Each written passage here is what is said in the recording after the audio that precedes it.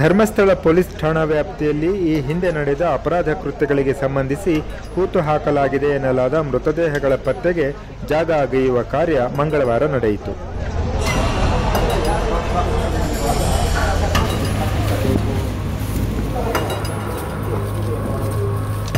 ಎಸ್ಐಟಿಯ DIG MN Anucheth ಹಾಗೂ ಪುತ್ತೂರಿನ ಉಪವಿಭಾಗಾಧಿಕಾರಿ ಸ್ಟೆಲ್ಲಾ ವರ್ಗೀಸ್ ಮಾರ್ಗದರ್ಶನದಲ್ಲಿ ಮಧ್ಯಾಹ್ನ 12ರ ವೇಳೆಗೆ ಈ ಕಾರ್ಯ ಆರಂಭಿಸಲಾಯಿತು.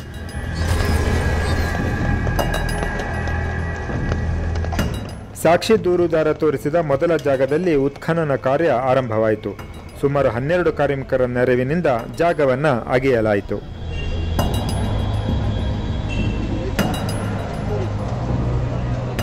ನೇತ್ರಾವತಿ ನದಿಯ ಪಕ್ಕ ಸುಮಾರು 10 ಮೀಟರ್ ಅಂತರದಲ್ಲಿ ಈ ಜಾಗವಿದೆ. ಇಲ್ಲಿ ಮಣ್ಣು ಅಗೆದಂತೆ ನೀರು ಒಸರುತ್ತಿದ್ದರಿಂದ ಕಾರ್ಯಾಚರಣೆಗೆ ಅಡ್ಡಿಯಾಯಿತು. ನಂತರ ಜೆಸಿಬಿಯನ್ನು ಸ್ಥಳಕ್ಕೆ ತರಿಸಿ ಅಗೆಯುವ ಕಾರ್ಯವನ್ನು ಮುಂದುವರಿಸಲಾಯಿತು.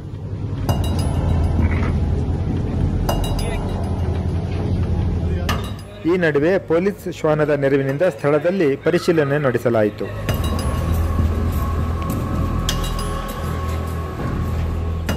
ಸಾಕ್ಷಿ ದೂರುದಾರ ಗುರುತಿಸಿದ್ದ ಮೊದಲ ಜಾಗದಲ್ಲಿ ಸುಮಾರು 8 ಅಡಿ ಆಳದವರೆಗೆ ಭೂಮಿಯನ್ನು ಅಗೆದರೂ ಮಂಗಳವಾರ ಯಾವುದೇ ಅಸ್ಥಿಪಂಜರ ಪತ್ತೆಯಾಗಲಿಲ್ಲ.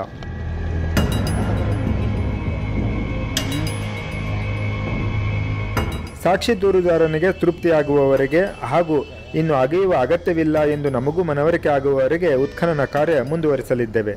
ಸದ್ಯಕ್ಕೆ ಒಂದೇ ಜಾಗವನ್ನು ಅಗೆದಿದ್ದೇವೆ. ಇದು ಪೂರ್ಣಗೊಂಡ ಬಳಿಕವೇ ಬೇರೆ ಜಾಗದಲ್ಲಿ ಅಗೆಯುವ ಕಾರ್ಯ ಆರಂಭಿಸುತ್ತೇವೆ ಎಂದು ಅಧಿಕಾರಿಯೊಬ್ಬರು ಮಾಹಿತಿ ನೀಡಿದರು.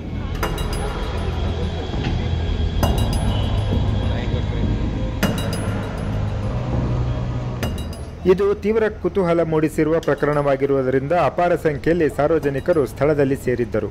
ಬಿಗಿ ಪೊಲೀಸ್ ಬಂದೋಬಸ್ತ್ ನಡುವೆ ಉತ್ಖನನ ಕಾರ್ಯ ನಡೆಸಲಾಯಿತು. ಮಂಗಳವಾರ ಕತ್ತಲು ಆವರಿಸಿದ್ದರಿಂದ ಕಾರ್ಯಾಚರಣೆ ಸ್ಥಗಿತಗೊಂಡಿದೆ. ಸಾಕ್ಷಿ ದೂರುದಾರ ತೋರಿಸಿದ ಮತ್ತೊಂದು ಸ್ಥಳದಲ್ಲಿ ಬುಧವಾರ ಉತ್ಖನನ ಕಾರ್ಯ ಮುಂದುವರಿಯಲಿದೆ.